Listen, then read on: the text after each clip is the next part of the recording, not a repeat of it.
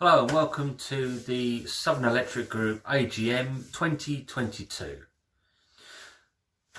In the lead up to this AGM, you may have seen the posters or heard about Operation ROC. Well, what is Operation ROC and how does it affect you? Well, Operation ROC is our new campaign to hopefully restore our core. And although we have this coach that I'm standing in now, which has been almost fully restored, which is motor coach 11187, we do have other coaches, and our next coach that we wish to work on is motor coach 11161, also here at Shepherdswell, but it needs a lot more work that needs done to it. So let's have a look at the coach and see what work needs to be done.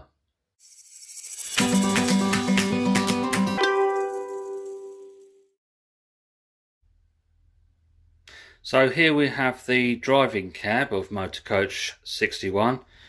As you can see, much of the paintwork is still in the British Rail opaline green. There's a few covers missing there where the coach was being rewired. So there's a lot of work to do on that side of things as well. The cab controls are complete and fully functioning. The brake, I can advise, is exceptionally good, having driven from this cab before.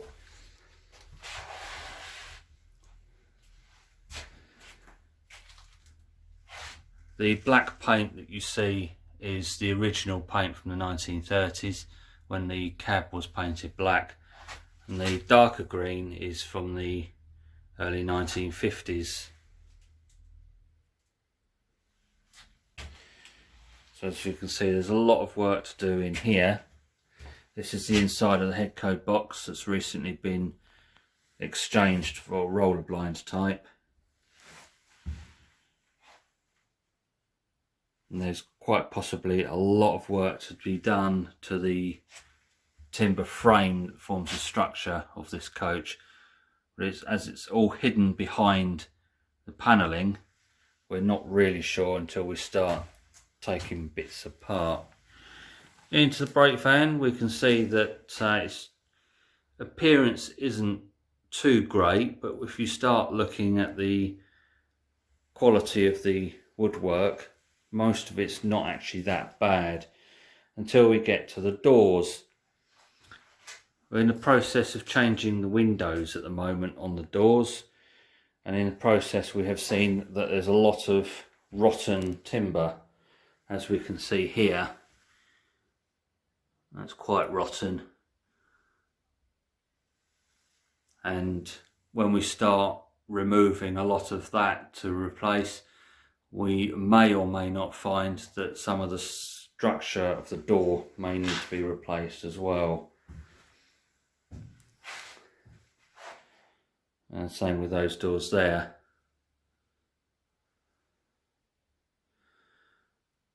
That's where the light switches are.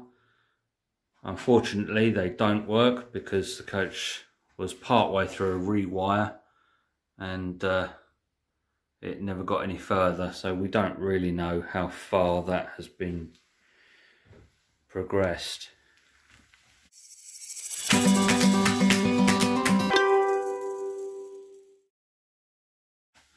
Moving into the passenger accommodation, we can see that some work needs to be done to the ceiling panels. There's a section there being propped up. That needs to be fixed into place.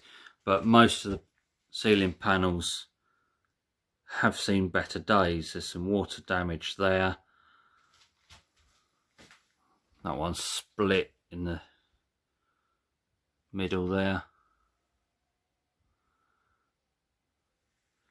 And looking further down, we can see the seating is intact on one side, but on the other side the seating has been removed, and that was so that we can start having a look at the structure of the framework to see what the quality is and what work might need doing. That was removed some years ago, but as always there's something else that takes priority, and we've not progressed that very far. we move into the inner saloon. There's the seating that's been stored that we've taken out, and this hasn't been touched at all. We can see evidence that the lights are part way through a rewire, but again we don't know how far that has been got, so we'll probably have to start again. And the inner vestibule, we can see that there's some rot in the floor, so the floor's going to have to be replaced. Much of the internal panelling needs to be replaced, and there's the door that's been boarded up. The door is very rotten, so we're going to have to fit a different door on there and take that one off. You can see the quality of the rot in the floor, which you shouldn't be able to see. Moving back down towards the brake van and the driver's cab.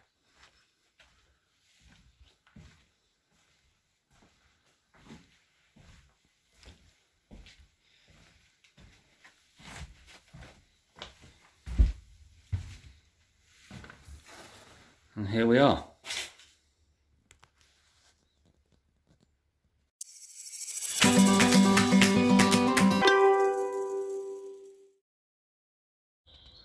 So here we have the driver's side of 61. This side is slightly better condition than the non-driver's side. The paintwork is in much better condition. The only real issues are around the window frames themselves.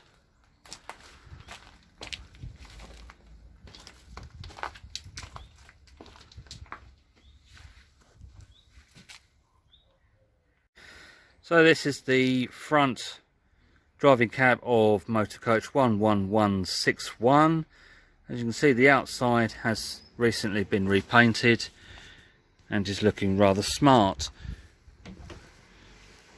Although we should really add that it's only really been painted up just to make it look reasonable for the passing passengers.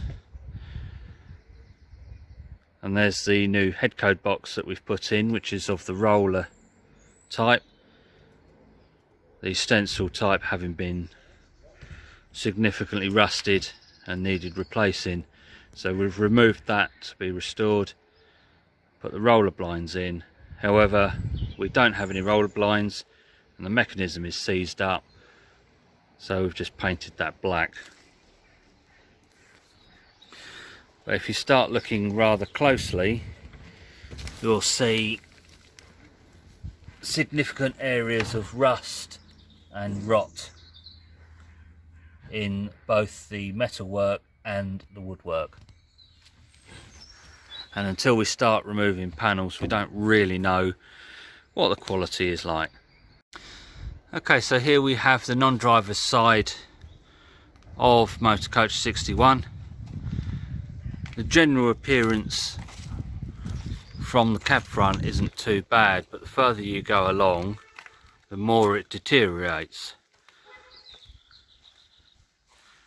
Most of the metal panelling is salvageable,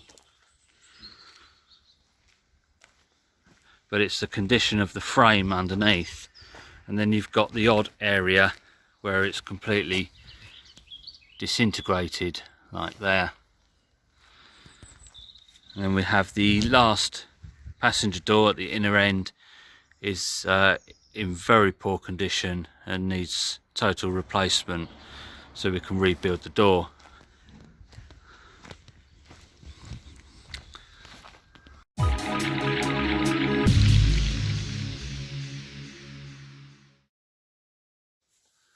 So as you can see, this coach is in desperate need of some serious amount of work, and this is where we need your help.